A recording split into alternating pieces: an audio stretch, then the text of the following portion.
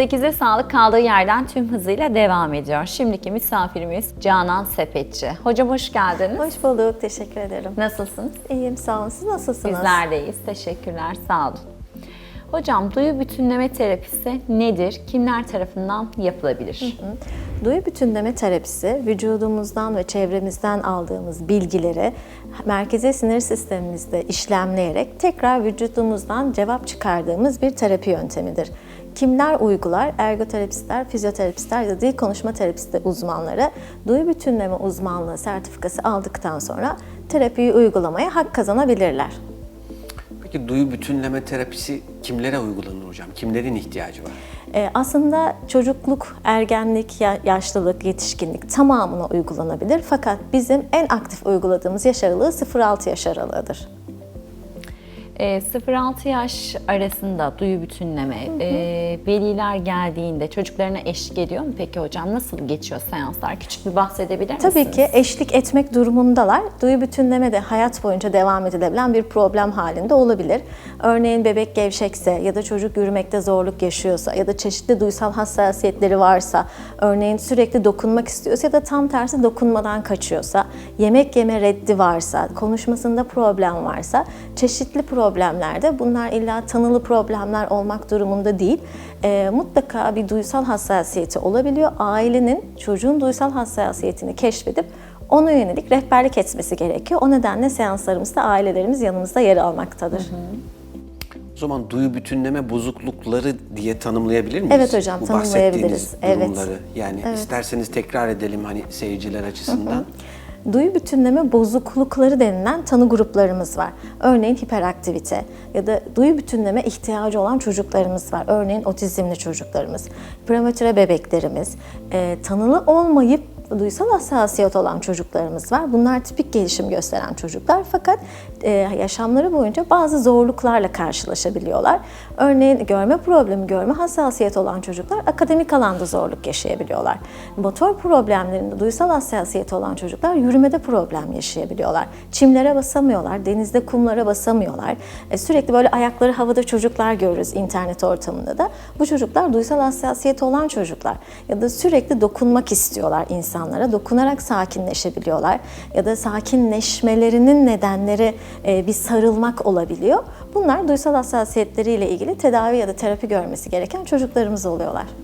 Hocam peki duyu bütünleme seansları yani bu periyot 0-6 yaş arası dediniz genelde oluyor Daha dediniz. etkin, evet. Evet, daha etkin oluyor. Peki bu süreç kaç hafta, kaç ay ya da kaç yıl devam etmesi gereken bir süreç ve seans aralıkları nasıl oluyor? Bundan da bahseder misiniz? Tabii ki çocuklar bizim kliniğimize ilk geldiklerinde biz duyu profillerini çıkartıyoruz. Hangi alanda desteklenmesi gerektiği olan noktaları belirliyoruz. Bu noktaların çokluğu tabii ki terapi süresini uzatıyor. Fakat tek alanda zorluk yaşayan çocukların terapi süresi çok daha hızlı bitebiliyor. Kararında zorlukla gidiyoruz. Bu ne demektir? Terapi görmesi gereken alanlar yüksekse, örneğin hem yemede, hem yutmada, hem dokunsalda, hem taktil duyuda problemi olan çocukların terapi sıklığı daha sık oluyor. Çalışmalarımız buna yönelik oluyor. Fakat tek alanda zorluk yaşayan çocuklar, örneğin sadece yer çekimi güvensizliği olan bir çocuğun terapi sıklığı daha az oluyor. Normal gelişime çevirdiğimizde kliniğimizden mezun ediyoruz. Şimdi herhalde en önemlisi bunun fark edilmesi. Tabii hocam. Yani bir çocuğun bir duyu bütünleme problemi olduğu hani nasıl fark edilir, nasıl anlaşılır veya buradan ailelere tam olarak neyi söylemek istersiniz bu anlamda? Örneğin bebeklikten başlayalım. Bebeklikte bir duyu bütünleme problemi nasıl anlaşılır? Bebekler çok gevşek olurlar, hipoton olurlar, sakinleşemezler, uyku düzenleri bozuktur ya da kucağa aldığınızda rahatsız olur. Tam tersi ya da kucaktan inmek istemeyebilir, sürekli bir temas isteyebilir. Bunlar bebeklikte gördüğümüz, sıklıkla gördüğümüz duyu bütünleme problemleri. Bunların fark edilmesi, bebek yaşta müdahale edilmemiz çocuklukta bu problemlerin yaşanmaması adına önemli. Çocukluk dönemine geldiğimizde, erken çocukluk dönemi çok riskli bu anlamda. Çocuklar akranlarıyla oyun oynamak istemezler. Neden? Çünkü oradaki kalabalık, oradaki ses, çocukların ona dokunması ya da yüksek uyarı eşiği olanlar 0-6 yaş çocuklarında bize duyu bütünleme problemi olarak gelirler. 6 yaşı geçip okul yaşına geldiğimizde 40 dakika sınıf ortamında dikkatini toplamakta zorluk yaşarlar. Ya da o sırada 40 dakika boyunca kıpırdamadan oturamazlar. Sürekli bir kıpır kıpırdır. Kalkma ihtiyacı hisseder. Yazısında dahi, kalem basışında dahi biz problemi yakalayabiliriz.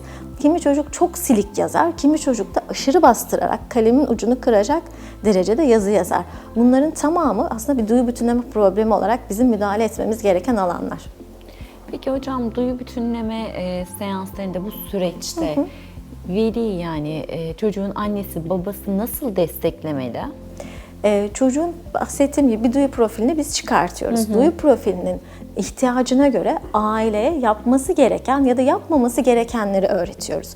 Örneğin bir çocuk sallanmaktan hoşlanmıyorsa, vestibüler hassasiyeti varsa biz aileye diyoruz ki mümkün olduğu kadar sallanmayan aktivitelerle uğraşın. Ya da tam tersi dokunsal hassasiyet olan bir çocuk varsa güreşmeli, boğuşmalı oyunlar değil, daha naif oyunlarla devam edin. Ama duysal hassasiyetini desteklememiz gereken, duysal arayışı olan bir çocuğa da daha boğuşmalı, güreşmeli, zıplamalı ya da küçük pilates toplarının üzerinde hareketli oyunlar tavsiye ediyoruz. Dış ortamlara, parklara, çimenlere, değişik yüzeylere bastırmalarını ya da doğal ortamlarda ağaçlara tırmanmalarını, koşmalarını, çeşitli taşlarla oynamalarını tavsiye ediyoruz. Aslında çocuğun profiline göre birazcık terapilerimiz yönleniyor. Peki en çok şimdi rehabilitasyondan bahsediyoruz. Bu duyu bütünleme de rehabilitasyon hocam. Peki beslenme yönünde de bir yönlendirme yapıyor musunuz acaba? Tabii ki. Kliniğimize yeme problemiyle ilgili çok fazla çocuk geliyor. 5-6 yaşına kadar devam etmiş çocuklar. Kreşe gelmişler ve kreşte diğer akranlarıyla birlikte bir yemek düzenleri oluşamamış. Tek düze beslenmeyle devam etmişler o yaşlarına kadar. Örneğin dün kliniğimize gelen ve 5 yaşına kadar sadece yoğurtla beslenen bir çocuğumuz vardı. Bu çocuğumuzu duysal olarak incelediğimizde ağız içi oral hassasiyeti çok fazlaydı. Hiçbir şekilde pütürlü yemek yemiyor. Hiçbir şekilde katı gıda almıyor. Bunun ikinci problem olarak da tabii ki ağız çevresinde, dil konuşmada, yutmada ve yüz hizasında ciddi ortopedik problemleriyle geldi. Bu çocuğa önce biz duysal hassasiyetini giderici terapi yapmamız gerekiyor. Yemek şeklini düzenleyelim. Eğer düzenlemezsek bu çocuğun ileride sosyal etkileşimde de problemi olacak. Çünkü akranlarıyla yemek yemek istemeyecek. Yemekte zorlandığı için kreş hayatına gitmek istemeyecek. Ve eğitim hayatını baştan eksi ve negatif bir etkileşimle başlatmış olacağız. Küçücük sorunlar aslında ileride çok büyük sorunlara sebep olabiliyorlar. Şimdi hiperaktivite, otizm, yani duyu bütünlüğü ve terapisinin içinde o kadar çok tanı Çok var fazla ki. alan var, evet. Yani bu düşük seviyelerdeyken çoğu zaman aileler işte ya onun zaten annesi de böyleydi, babası Evet, da böyleydi, evet. işte hiperaktif değil, bir yaramaz Evet. çocuk. Aradaki ayrımı yapmak açısından sizin desteğiniz en önemli konu sanırım. Çünkü aile çoğu zaman kendi başına bunu yapamayabilir. İlk yönlendirmeyi nasıl yapmalı? Şimdi izleyiciler için söylüyorum bunu. Şimdi 0-3 yaş çok önemli. Bizim altın çağ dediğimiz yaş.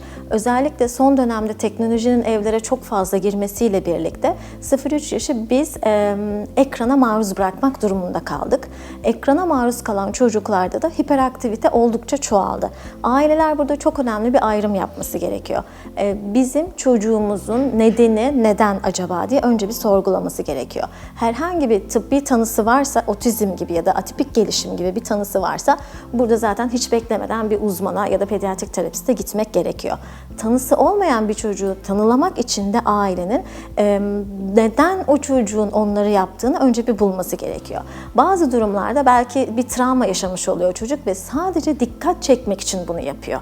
Bu duyu bütünleme problemi değil. Bunu bir pedagogla çalışılması gerekiyor.